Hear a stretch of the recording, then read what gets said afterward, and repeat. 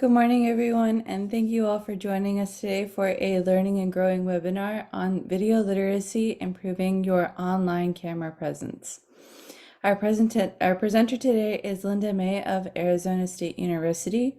My name is Sidra, and I'll be your moderator today for Hawks Learning. We will have a live Q&A session after the presentation, so please enter any questions you have into the Q&A module as we go, and we'll be sure to answer them. I'll now hand it over to our presenter.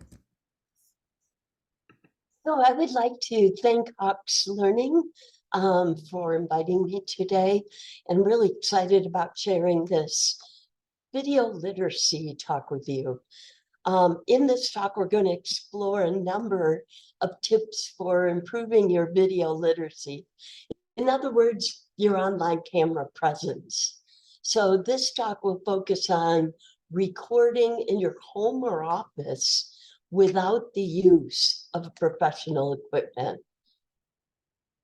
Now, whether giving webinars, leading video meetings, producing training videos, or teaching online, right? Our need for video literacy has increased significantly in recent years. By improving our on-camera presence, we can increase our comfort level on camera and thus our job enjoyment. And that is very contagious to an audience, right? The more you enjoy the process, the more your audience often does. Additionally, for our audiences, it'll also help reduce distractions, present more engaging and personable videos, and enhance understanding, establish more rapport, right? So today we're going to look at 6 different categories where we can often. Linda, would you like to share your screen? Oh, I'm so sorry. No worries.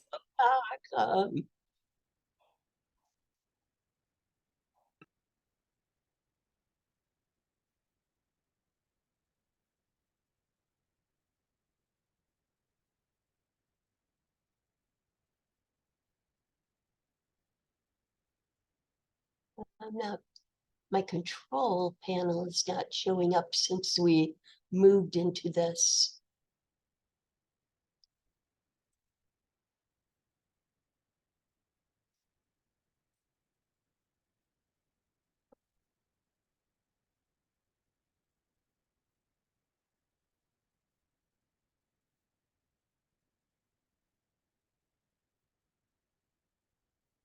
The only thing I can think of is to go out and come back in. My control panel, I think, it's on the screen behind this. Let me, okay.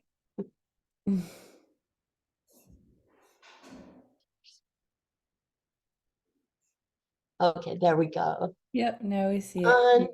Is that better? Much. Okay, wonderful. So we're going to be talking about all of these different categories where we can often improve our video literacy, even when we're, like I said, recording from our offices or home without professional equipment. So especially if you teach, many of us record a lot at home. We'll look at tips in these major areas. So tips for engineering the background environment, how to adjust the lighting without professional lights and expensive filters, how to manage your expressions to, for instance, avoid the illusion that you're growing and shrinking. We'll explore what camera angle creates the best rapport with your audience, what clothing to avoid to prevent the interesting but distracting illusion of disembodied heads and appendages, and how to frame your image to prevent mishaps, like something that's called the moire effect. Okay, so we're going to look at all of these in a short period of time here, but I do want to take questions and ideas from you guys throughout, and I even have slides and planned for that. So I'm more important about all of us sharing our knowledge and learning something and taking something away from this video this webinar than I am of getting all the way through it, whether we do or not. So let's begin with engineering your background. So the background in your video present sends a nonverbal message about what the audience should focus on. Now, it's not feasible always to remove clutter. If that is the case, you can blur out your background. And the note of warning about background images available in Zoom and elsewhere, where these may be fine when you're on a personal Zoom chat or are an attendee, it's best not to use these as a presenter because technology for that is not very sophisticated yet, and really weird things tend to happen around your head, right? I really enjoy presenting with my office in my home background. So I'm at home right now. It's just my background of where, I work at home. And,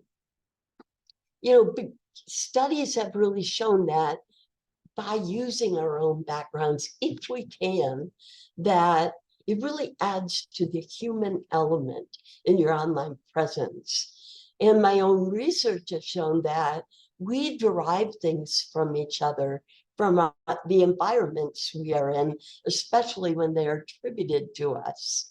So students feel like they're getting to know me better. Of course, if you do present in your environment, you want to do so mindfully. So clutter can be very distracting. I live pretty clutter-free, but even I make a couple of quick and easy preparation adjustments.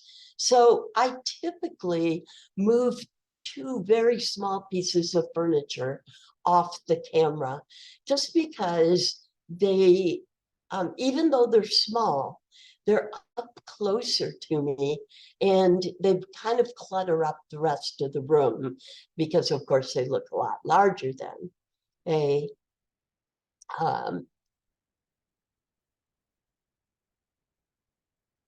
also, you can try to place your face so that it's surrounded by clear space. Okay, a good example of that is in the slide I'm using right now. It might even be in my slide because my head tends to cover the sculpture behind me often. But you want people to notice the background in your slide, but not the example on the slide, but that on the video speaker. So note that my furniture is around the sides of the room. I know you're used to looking at the slide, but if you look at me, you'll see that my furniture is around the sides of the room, and that works well for this. Now, there is a cool trick you can do pretty inexpensively if you have things like my fireplace, the wall sculpture that can't be easily moved directly behind you.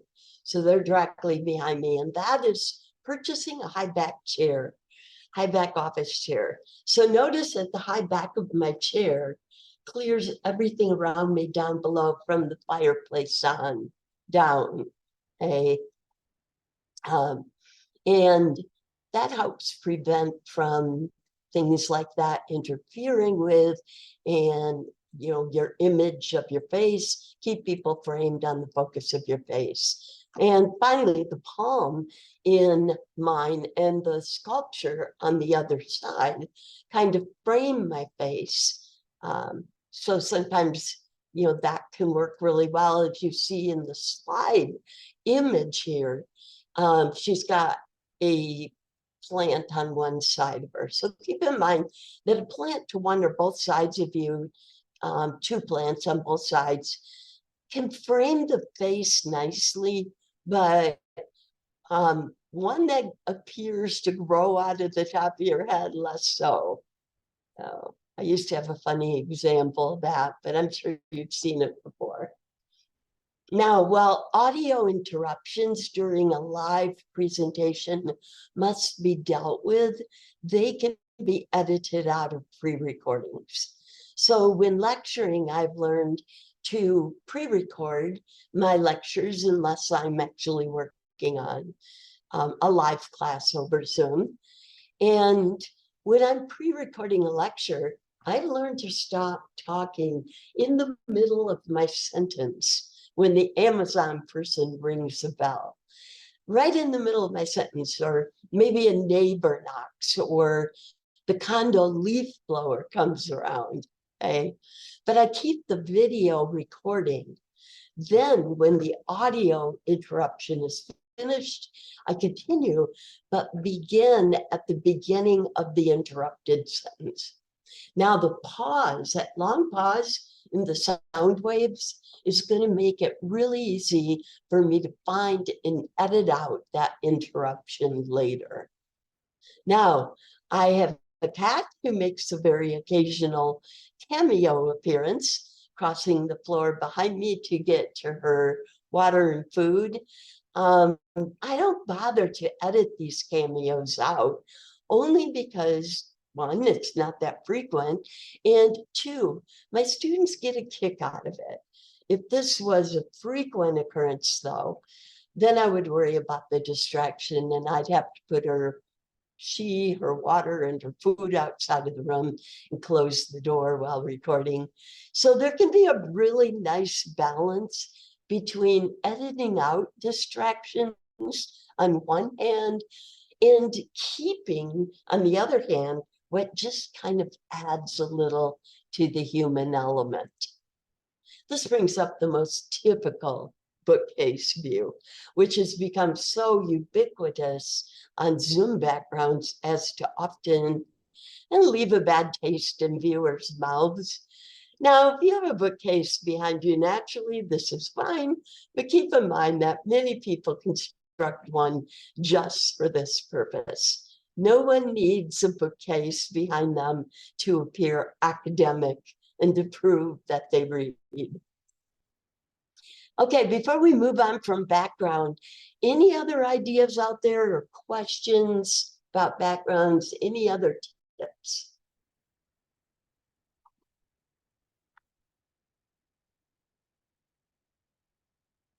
I'm just going to give you 1 second here left to type while we think of background ideas or background questions on how you can engineer your background even when you're not in a professional setting. Okay. There's one question. Yes. I've noticed that when I'm just talking, I stay well framed, but when I use my keyboard, my face is too close to the camera. Is there a trick for Oh, I that? love it. I love it. Yes, yes. And, in fact, oftentimes we are more comfortable, back a little ways from the computer as far as being on camera.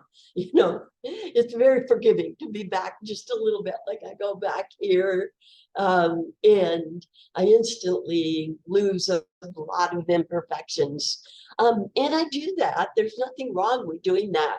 In fact, a waist up kind of image lends even more to your gestures. Okay, but you want to bring your keyboard and your mouse up with you, way back here with you. And there's something really cool on sale at Amazon you can get cheaply. And it's a desk extension that will come out from your desk and just clips on the two edges of your desk. So then I can move my keyboard way back here and my mouse way back here and my mouse pad, right? So I love that question because people don't want to look at the part in your hair, right? But if I did have to type now, I could easily do that. Right now, I've decided with this webinar that all I'm doing is clicking a mouse and I'm right up here, and haven't pulled myself back like that. But that's a great way to do it if you're not right over your keyboard and mouse. All right. You? We have Any a other? couple of other questions if you have time for it. Sure. Is a plain light colored wall okay? A plain white wall behind you is excellent, as long as you don't wear a white shirt or a white dress, white suit. Um, so that's kind of, we see that also with a black background and people wearing black. One of the first things that I learned as a professor years ago when I first started teaching online, and I was recording for the first times in the studio, is that I wear black a lot, like suits, uh, and so I became this disembodied head and these disembodied hands gesturing and motioning around, and it was rather humorous. But do be aware that if you do have a plain color background like that, um, that's fine. That can work fine too. But you do want to pay attention to the color of your clothing then. Does that make sense? Perfect. Thank you so much. You bet. A couple of other questions that I'm going to combine here. What about using a company logo or blurring the background or windows? Yes, the company logo, I love doing that oftentimes with my ASU label. And I've kind of branded my teaching tapes that way, but I keep it to a side in a corner. And I do that again for the purpose of, not cluttering the background around your face and shoulders in particular. Okay. Now I have a wall sculpture fireplace I talked about right behind me. And when I'm doing something more permanent, a recording that I'm going to use probably for years or, keep using it, I will oftentimes hang a sheet up there and I can take care of that in the background. Um, but yeah, the company logo, it's best usually if it's in the corner and not, it's branding your tapes, but not cluttering the background. Thank you. One last question. Are there any AI background generators that we can use to perfect backgrounds for any occasion? Um, AI has come up with a number of different backgrounds, but unfortunately, Zoom technology is not really up to that level yet at putting up a background that you install. So if you want to add to your Zoom backgrounds that are available, you can do that, and it can be very fun. Like I said, in impersonal ones, we have a lot of fun. You saw the toilet paper ones come out during the pandemic. We can have a lot of fun with backgrounds, but one thing to keep in mind when you want yours to look professional for work, um, that you probably don't want to use one of those backgrounds because every time you move, you get little blurry lights and such coming through, um, around your image. Thank And you. of course, you don't want to like stilt yourself and not move either. You want to be able to move naturally. Perfect. Thank you so much. What I love about having questions throughout is we've already touched on many of the things that I covered. And, I'd rather do it in the order of your interest. But let's move to lighting, because lighting is, wow, probably the most complicated, right? And lighting is really important and in your online camera presence. So how often have you seen an attendee who appears to be part of the witness protection program because their face is presented as just a dark shadow, right? As a presenter, your audience is trying to read your face. You need a well-lit face. And the best way to do this is to position yourself so that the only natural lighting source in the room is in front of you. If it's behind you, okay, it will place you in an the witness protection program in the shadows, so to speak. If it is to the side of you, it can distort your face by hiding half in shadows. It can cause glare and create a kind of Phantom of the Opera look, not a little distracting. And if from above, it can give you instant bags under your eyes, even if you haven't acquired them yet in real life. If from below, it can create or emphasize other sides of aging. So natural lighting, okay, is the best if it is in front of you. That's the best it gets. Natural lighting lights up your face better than artificial light, and it spreads it far more evenly across your face, that lighting. Now, we can't always do that. And you see, in my case, I have all kinds of natural lighting behind me, big windows with white blinds that don't do the best job when I close them. But then we can get creative. So if you cannot face the only lighting in the room, there's some really inexpensive steps in the right direction you can go. So one of them is purchasing 2 flex lamps. So like you could see pictured in this slide here, or even more optimally, you can purchase 2 LED ring lamps like these pictured and place one on each side of your monitor at about eye level. Now, sometimes people put just one of them up in the center behind their monitor. And if you're comfortable with how you look that way, that's fine. It's going to light your face well. But if it places it up too high for your comfort's probably more important than anything else because it affects how comfortable you are presenting. And as we talked about, that can be very contagious to an audience. All right. So if your lighting is east or west, so featuring direct sunlight for part of the day, you may, and you have to have that as your backlighting like I do here, then you may have to avoid recording during those particular hours. Okay, so I record mostly the beginning part of the day, first half of the day, instead of the second half.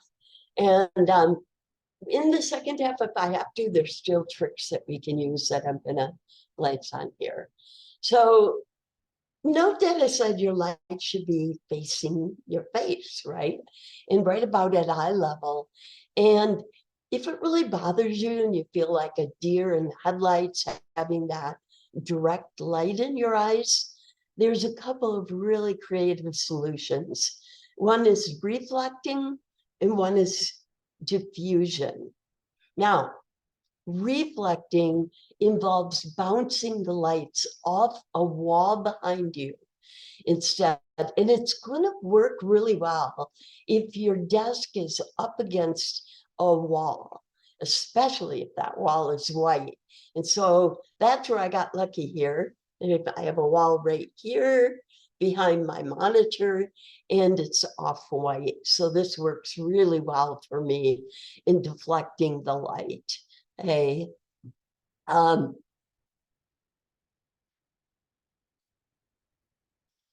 now the effect when you kind of get that reflection is similar to a softbox in a studio. So if you've worked with that, that's a kind of effect that you're going to see and get. And it can be fun just to play with your lighting, learn different things about your camera and the lighting, especially on your monitor. But another possible deer in the headlights glare solution is diffusing the light with a filter or filters. And that may be your best choice. If you don't, your natural lighting's right behind you, you don't have a wall behind your monitor. You know, you can make really inexpensive filters to diffuse the light coming from each source. And I did this early on before I started using the other technique of the wall. And you can make these filters by making a frame out of cardboard, small frame for each light, right? And then within the source using tissue paper, a tracing paper in particular works well.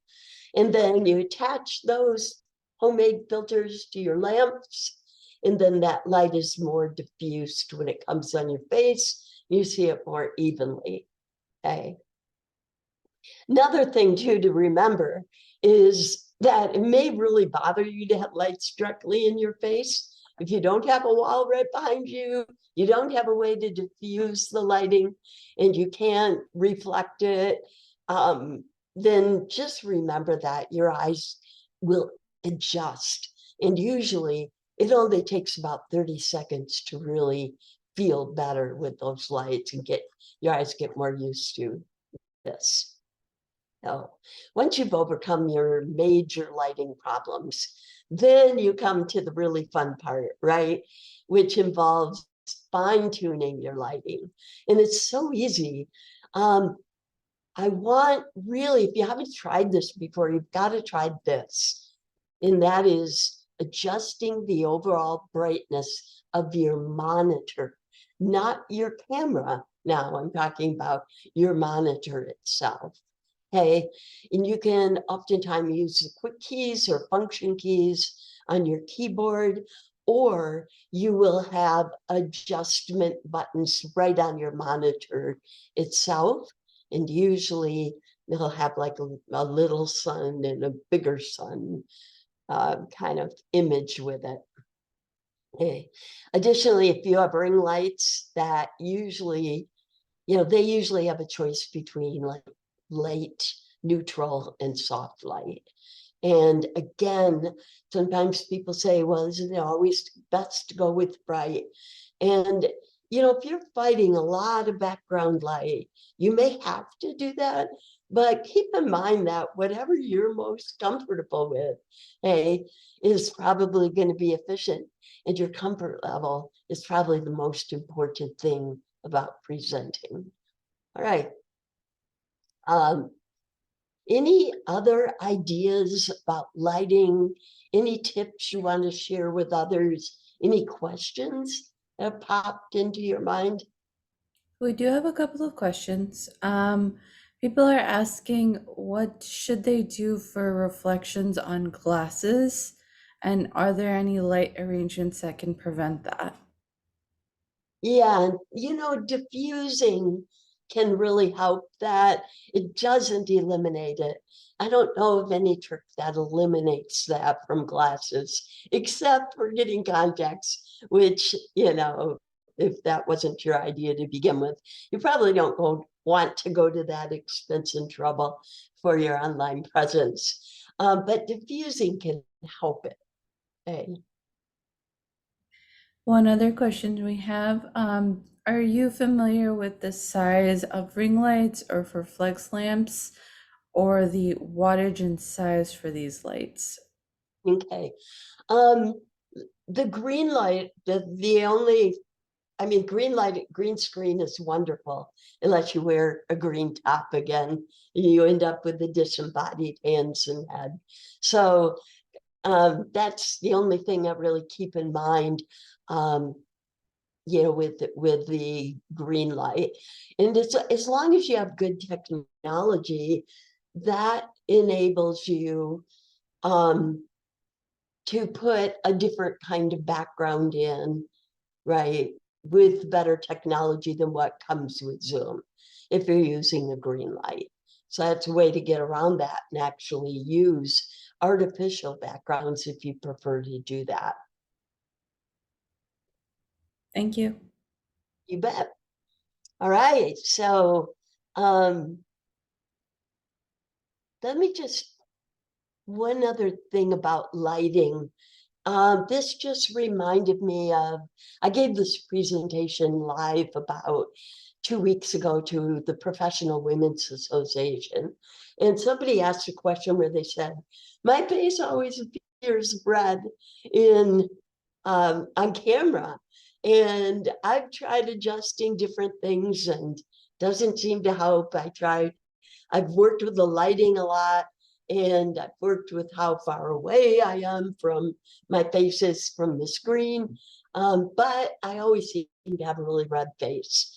And, you know, when you go to your actual camera settings, you can mess with the brightness there, but it doesn't have nearly the effect of going to your monitor and using that. The camera has a much smaller light source than your monitor does.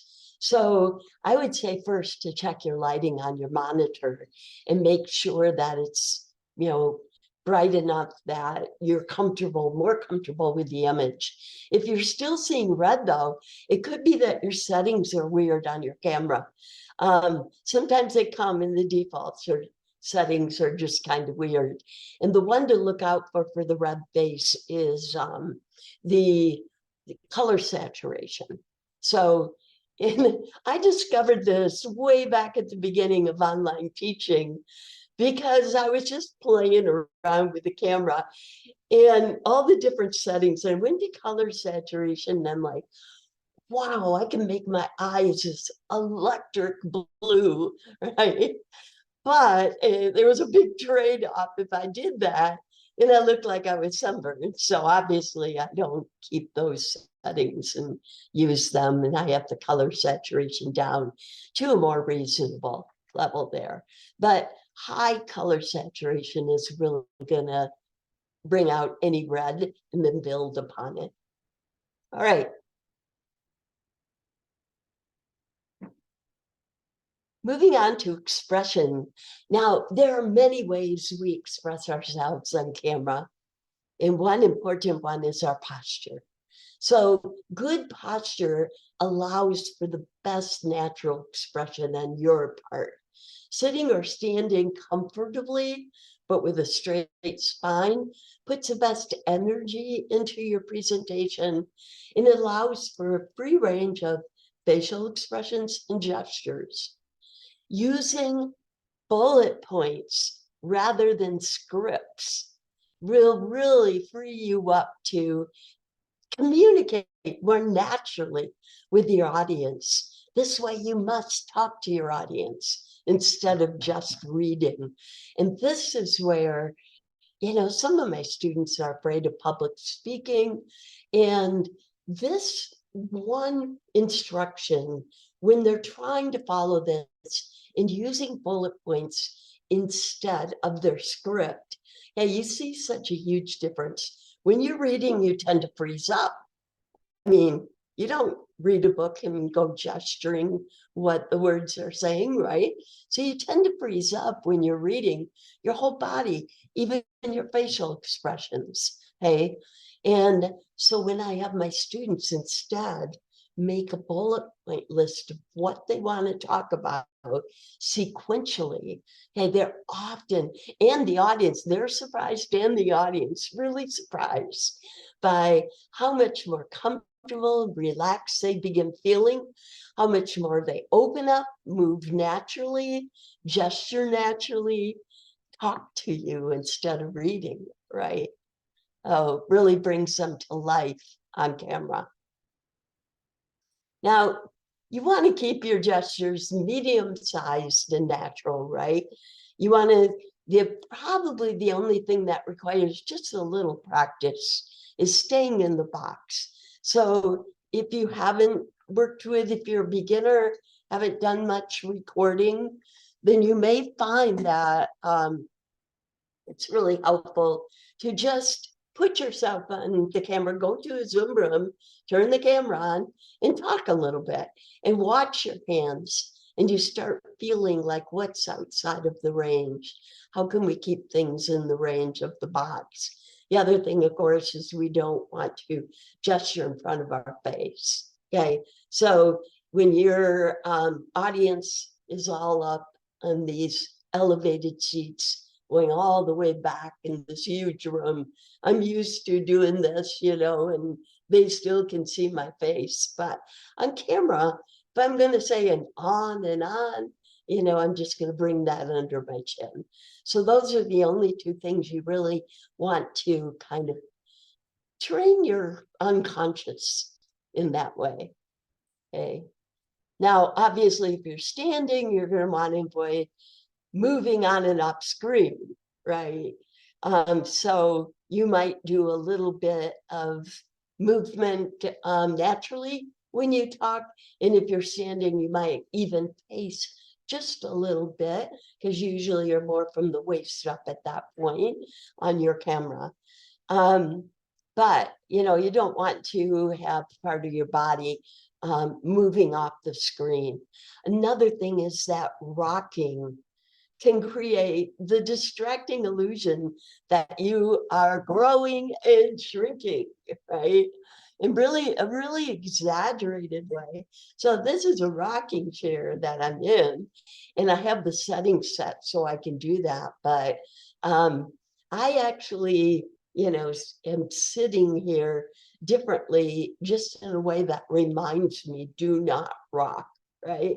It's natural, it's comfortable, but it reminds me not to rock. And then, as we talked about before, when someone came up with the question of, if you use a mouse while you're talking, like in training videos, and you are back a little bit from the computer, maybe from the waist up, then you want to actually extend your desktop with an extender. And so sometimes people have a little table they can put right in front of their chair, move their keyboard and mouse to that.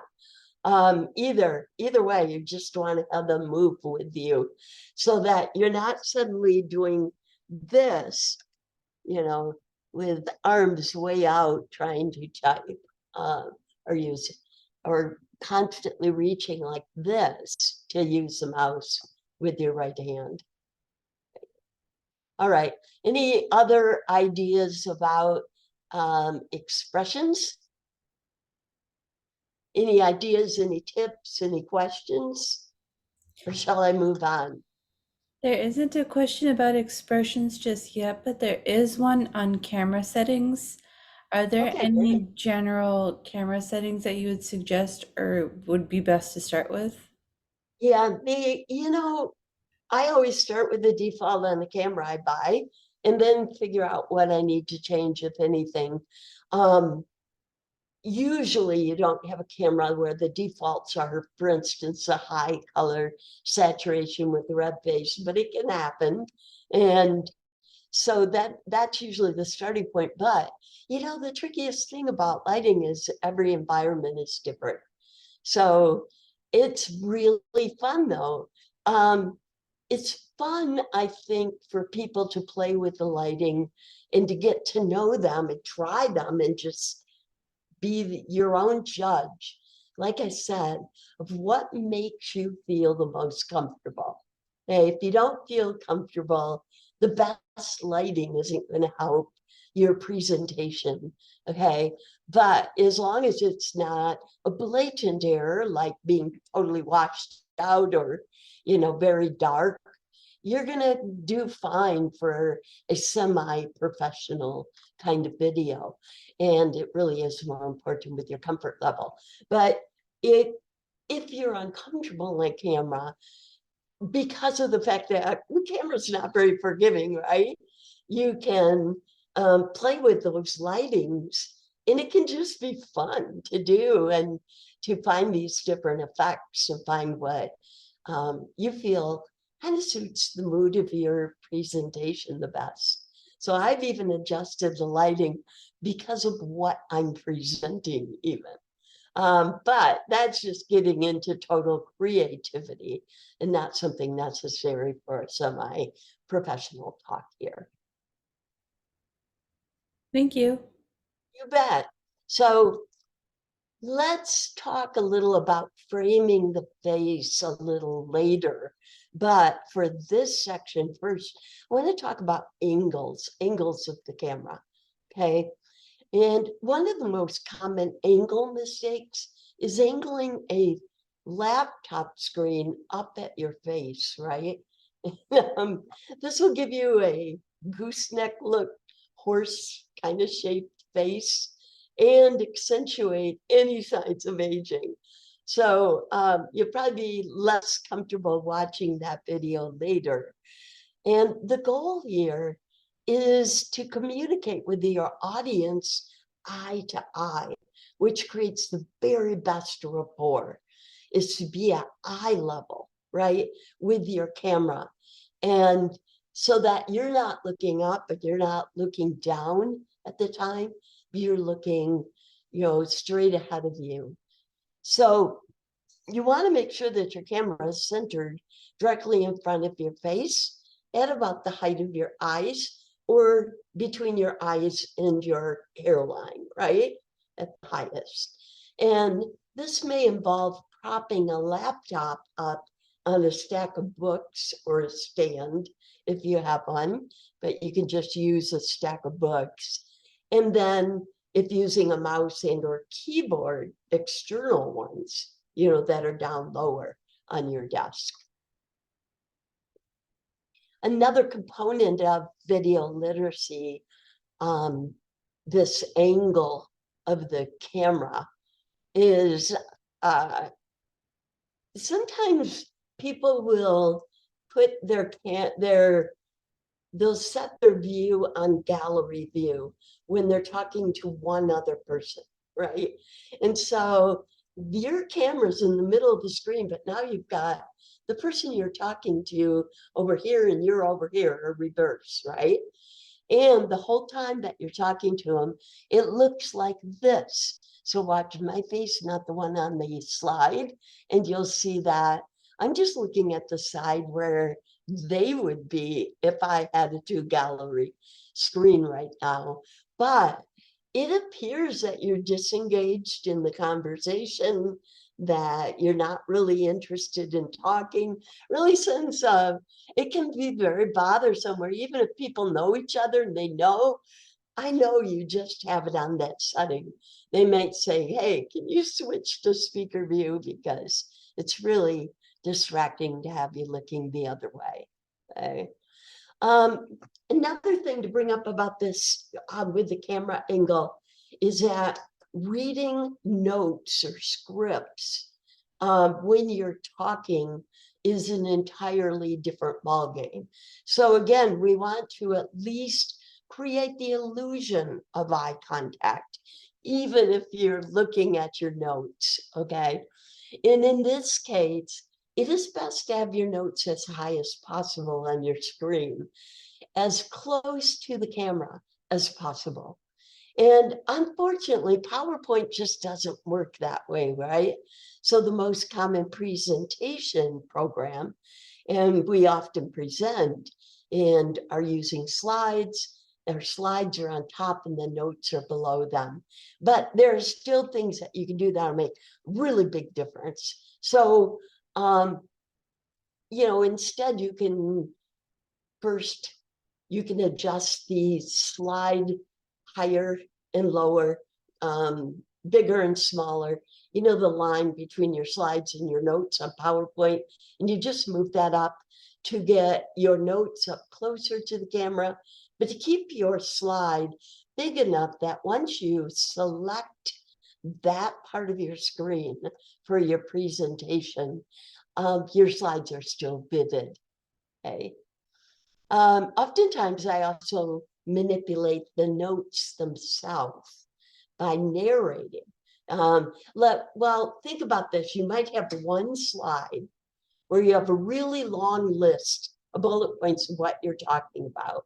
Or some people are really skilled at talking when they're really reading, and they might have a slide that has 3 longer paragraphs underneath it, right?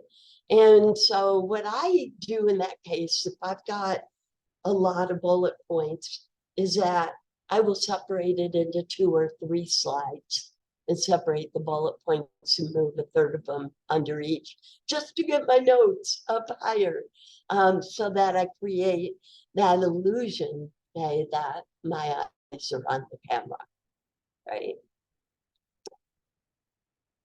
It also helps to narrow the slide column on the left, and then to sit back from the screen a little further than you might normally. As long as you are still framed nicely in the camera, you can back up until the camera is capturing you, like I said, from the waist up, which is great for gesturing, right? Well, this distance helps you appear to be looking at the camera instead of down. It really helps with that, kind of minimizes that. And also, it avoids the audience seeing your eyes moving from left to right. So if you're actually using narration that's all typed out, I would advise moving your chair back a little bit using that desk extension or a table there with your mouse and keyboard with it if you're using them. All right. Other camera angle ideas or questions or tips?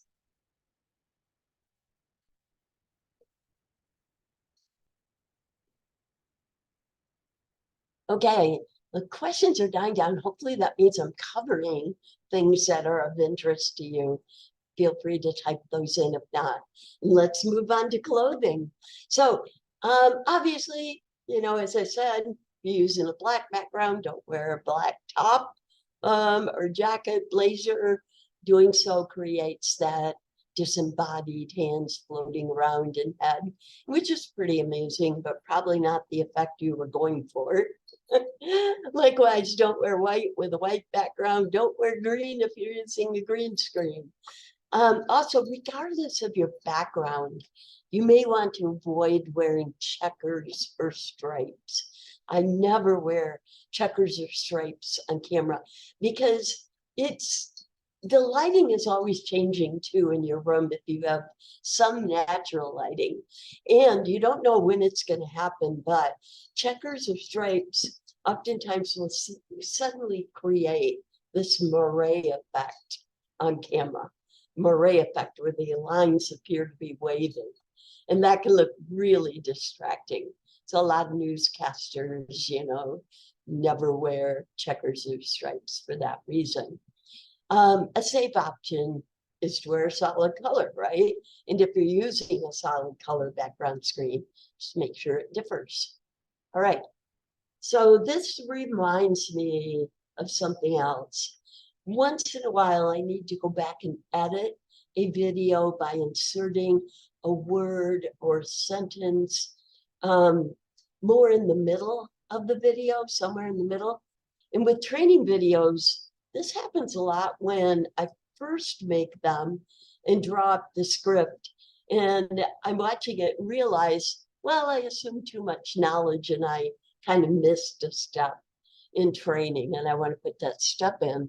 And in lectures, it's usually because we are discussing a new study, a more current one than when we originally made that. You know, in education, our fields are constantly gaining knowledge with our research. And so I will update my lectures in that way. But then you really have to think about clothing and everything if you want it to appear seamless, right? And not have it suddenly be apparent that this was inserted in later. So then you've got to match your clothing. You've got to match any accessories with your clothing. You've got to match the background and the lighting and the angle and the hairstyle. It's a little tricky, but it can be fun when you get it right. So, all right. So before we move on to framing, do we have any other clothing questions, clothing tips? We do have one. How do you professionally edit the video and add one line, say a sentence with 8 words, to correct a verbal mistake? Okay, so it's really easy. It would be fun to do a tutorial just on editing a video for like teaching purposes or training video, and with examples like this and show you. But that is that would be another presentation. Let me just say that when you are recording and making, like when I make a lecture for an online class, and I know it's going to be used many times, you know, for many semesters, and I want to keep that updated and I want to put an insert in it, you know, I will go to the point where I want it to be. And so know that you see the audio waves. So your speech comes out as these audio waves, and you can see them throughout the video, and you can identify, you know, maybe I want to take a study out that has, you know, been refuted now. Somebody tried to replicate it and, you know, failed. And, or they found out somebody fabricated the data or something really horrible like that. You know, and I want to take something out. I can identify it and then just mark both ends and delete it, just like that. Okay, Screenomatic is what my university provides to us free. So if you're at a university or an organization, you can ask them if they have one that they have a license for that you can use for free. I love ones that have even fancier options. And so I paid for my own studio, Camtasia Studio version, and that's my favorite. But even the simple ones will do these kinds of edits. And so the real work is not the editing. That's so easy. It's really putting the entire, setting up the scene again without bloopers, right? So when you read about the bloopers in a movie where suddenly a Coke can appears that somebody forgot to take off the set, you know, that's similar here. Because you have to, again, match everything. And so this came up under clothing because first time I did it, I matched everything up and wasn't thinking, and I didn't have my blazer on over my blouse. So had to redo it. But good, yeah, really good question. Hey, thank you for that one. I'm gonna move to framing now. All right, let's talk about framing. Framing your head within the camera space. Okay, have you ever communicated with someone in a video call where they keep looking like they're going to slide off one side of the screen or the other? Okay, or half or more of their image prominently features their ceiling. So use your camera space to feature your head and shoulders at the least. Feature them by having them fill out your screen. How about where the image cuts them off from the nose down or the chin down, right? Same thing. And this image views should never be high enough to capture a running ceiling fan.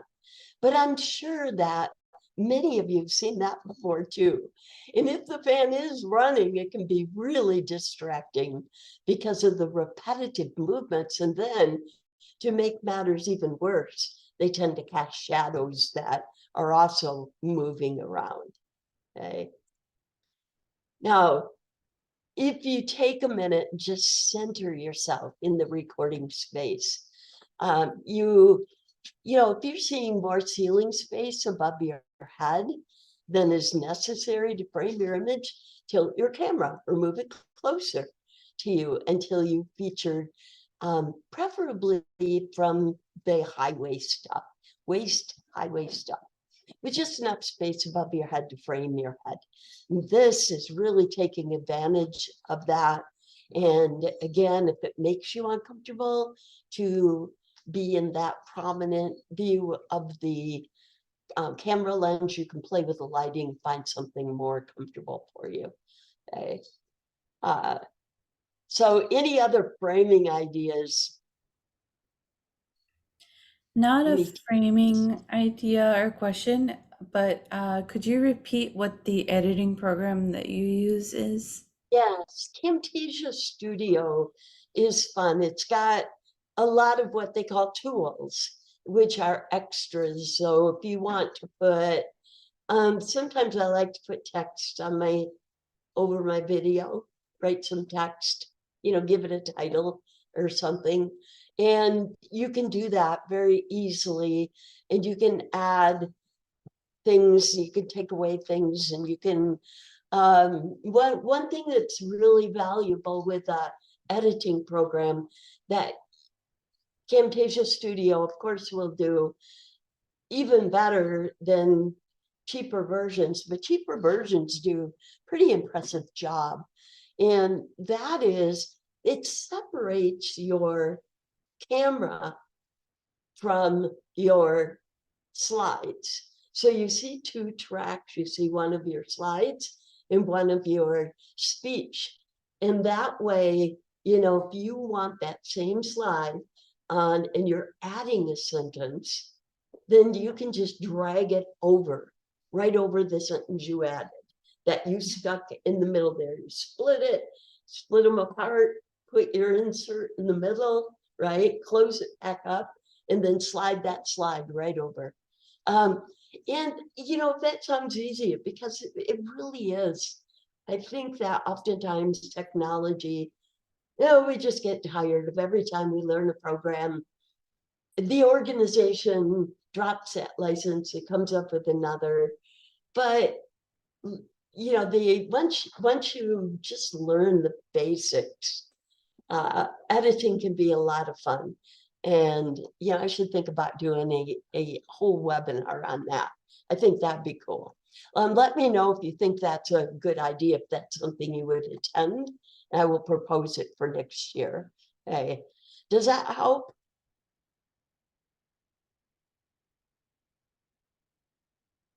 Camtasia Studio, again, is the name of Thank that you. program. You bet. Okay, so I did want to save some time here to actually talk about boosting comfort, because as you can tell, I feel very strongly about the part that you should be able to just have fun and be comfortable when you're recording. And that probably comes before, any blatant kind of detail of your recording. Okay.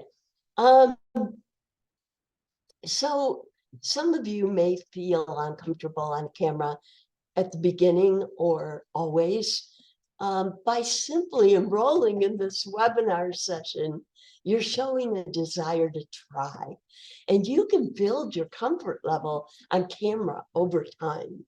And this is courageous and awesome, because research shows that speaker video increases audiences' understanding, engagement, and rapport.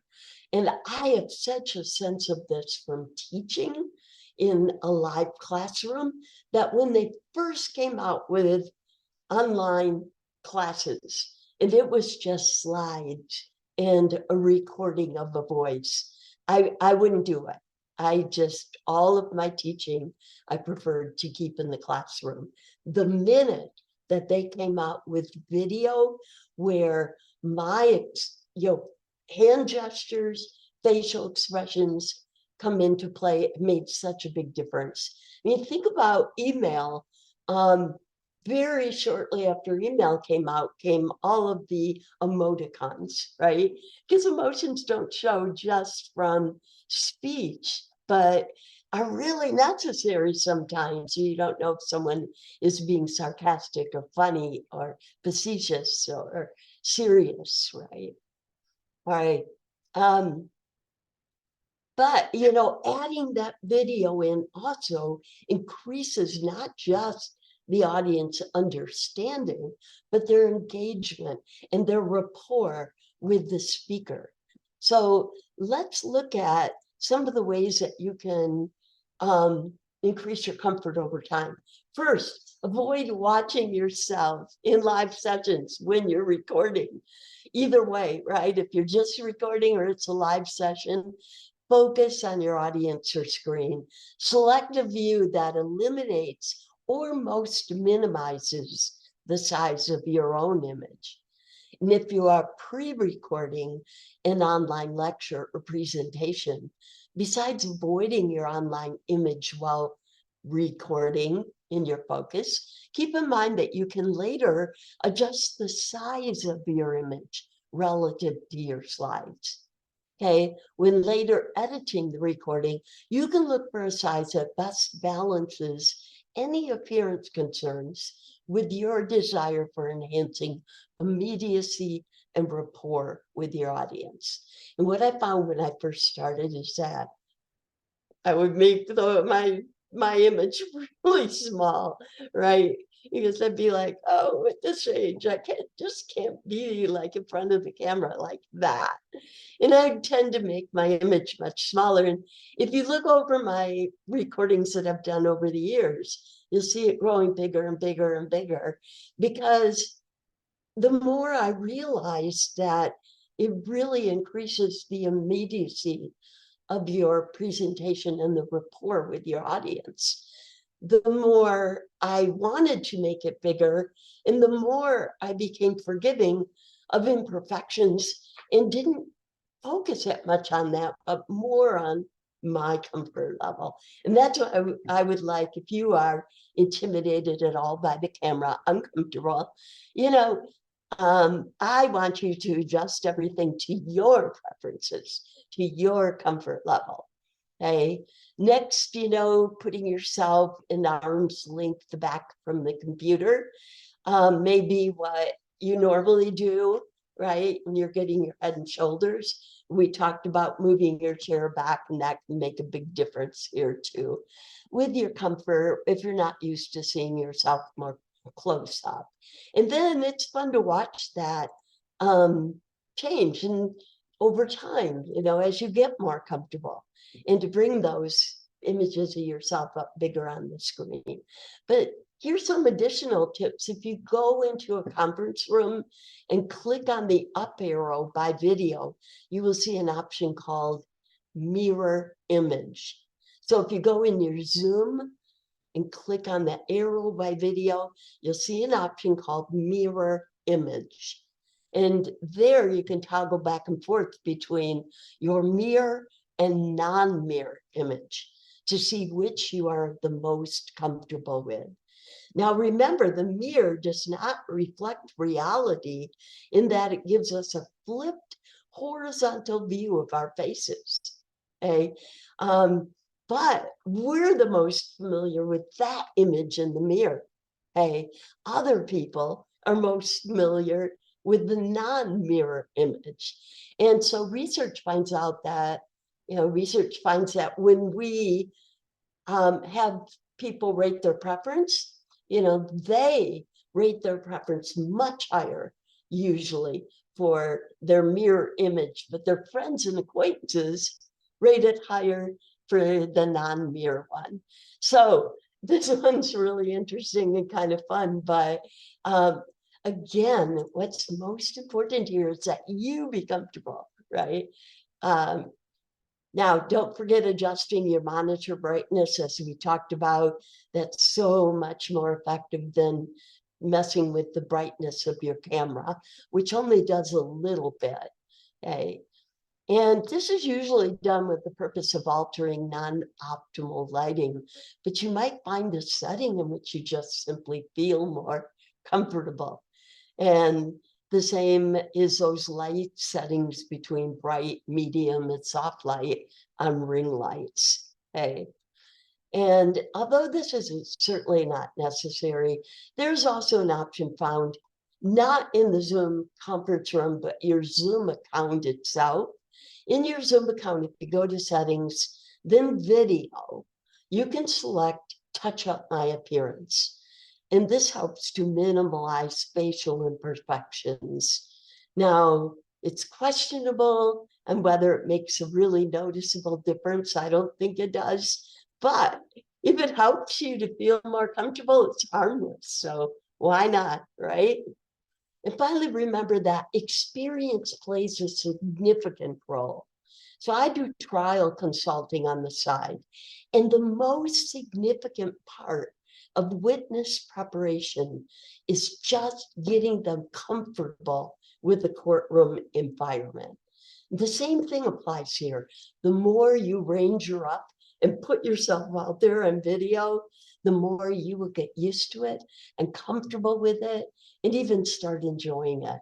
And the more then that comfort and enjoyment spreads to your audience. Any other comfort tips, questions, or ideas from you guys?